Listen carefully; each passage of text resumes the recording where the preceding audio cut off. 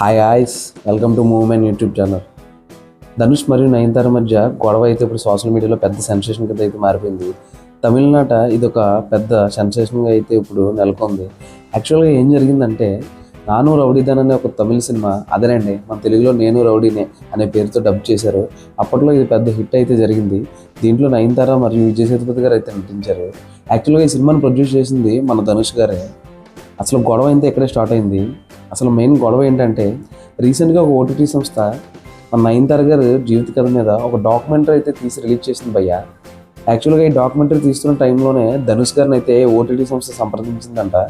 ఎందుకంటే నేను రౌడీని అనే ఒక సినిమాలో షూటింగ్కి సంబంధించిన కొన్ని సీన్లు అయితే ఈ డాక్యుమెంటరీలో యూజ్ చేస్తామని ఆయన పర్మిషన్ కోసం అయితే చాలా రోజులు వెయిట్ చేశారు.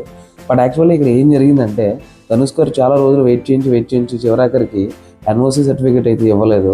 అంటే మనోడు పర్మిషన్ అయితే ఇవ్వలేదు. ఈ సినిమాకి సంబంధించిన సీన్లని తన డాక్యుమెంటరీలో పెట్టుకోవడానికి ససేమీరా మనోడు ఒప్పుకోలేదంట. ఇప్పుడు యాక్చువల్గా ఏం జరిగిందంటే, మొదట్లో ఆ సీన్లు కట్ చేసేసి మిగతా డాక్యుమెంటరీని అయితే రిలీజ్ చేశారు.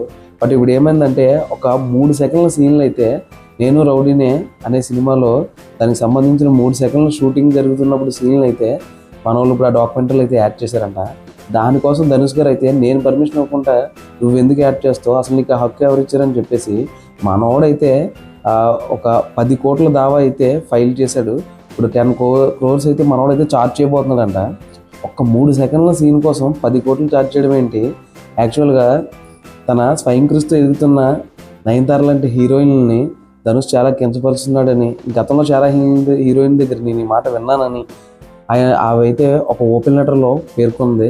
యాక్చువల్గా ఇక్కడ జరిగింది ఏంటంటే, అసలు ఈ ఓపెన్ లెటర్లో ఆవిడ ఏం మెన్షన్ చేశారంటే, స్వయం కృషితో ఎదిగిన నాలాంటి హీరోయిన్ని నువ్వు ఏమాత్రం గౌరవించవు అసలు అనే మాట నేను చాలా హీరోయిన్ దగ్గరే విన్నాను. బట్ అప్పుడు నేరుగా నేనే అనుభవిస్తే నాకు అర్థమవుతుంది. నిజంగా ధనుష్ ఇలాంటి వాడని నేనైతే అనుకోలేదు. ఒక్క సీన్ కోసం అంత కఠినంగా 10 కోట్లు ఛార్జ్ చేయడం అనేది కరెక్ట్ కాదని ఆవిడైతే వ్యక్తం చేశారు. ఇలాంటి ఓపెన్ లెటర్ ఒకటి రిలీజ్ చేశారు. ఇది ఇప్పుడు తమిళనాడు అయితే పెద్ద సెన్సేషన్ కింద అయితే జరిగింది. ఈ గొడవ పైన మీరేం ఫీల్ అవుతున్నారో మీరైతే కామెంట్ చేసండి. మరిన్ని ఇలాంటి సినిమా అప్డేట్స్ కోసం, మూవీ రివ్యూస్ కోసం సబ్స్క్రైబ్ చేసుకోండి మూవీ మ్యాన్. Thank you.